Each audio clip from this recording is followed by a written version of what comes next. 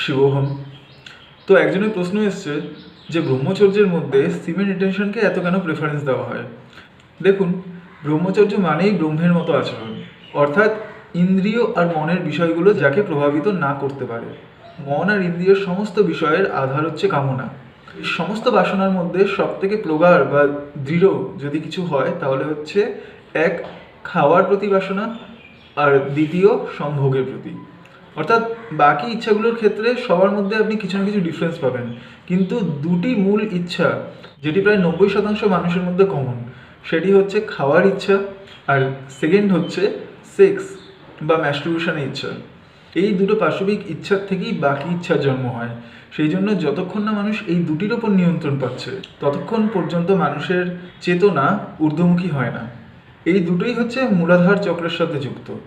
মূলাধার কথাটির অর্থই হচ্ছে মূল আধার, অর্থাৎ আপনার যে বেস সেটিই হচ্ছে এই দুটো জিনিসের ওপর টিকে রয়েছে।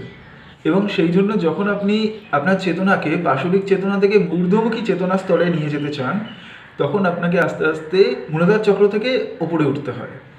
এবং সেই জন্যই সিমেন রিটেনশন আর খাবার এই দুটোর ওপর নিয়ন্ত্রণ খুবই দরকার, কারণ ইন্দ্রিয়ের ওপর নিয়ন্ত্রণ না থাকলে মনের ওপর নিয়ন্ত্রণ আসে না।